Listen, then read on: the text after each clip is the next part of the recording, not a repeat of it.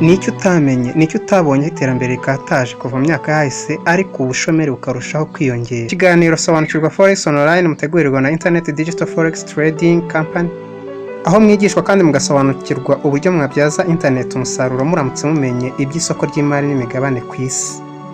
Uri kumwe na Ngirinshuti Emma Nerion ari nawe ukibategurira. Ikindi kandi ntibibagirwe gukora subscribe kuri channel yacu, tugusharinga inyigisho zakugeza kure mu by'ubukungu mu rurimi rw'Ikinyarwanda.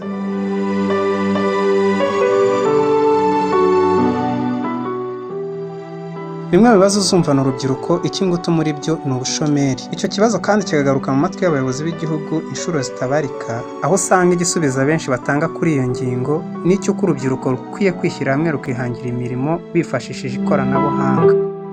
Urubyiruko rw'igihugu rubwirirwa kenshi kwihangira imirimo bifashishije internet bakivana mu bushomeri. Ni mu gihe kandi benshi mu rubyiruko badasobanukiwe n'uburyo internet bayivanamo amafaranga. Ugasanga abenshi muri bo umubare munini ari w'abakoresha imbuga nkoranyambaga, kandi nabwo bazikoresha batagamije inyungu muri zo. Bakazikoresha nko kwishimisha na bagenzi babo mu mpande z'isi zitandukanye. Ariko nagira ngo mbabwire yuko iki ari cyo gihe cyo gukangura ibitekerezo byacu, aho tugiye gutangira isomo ryacu rya Forex Trading. Hari impamvu nyinshi zigomba gutuma wiga Forex Trading.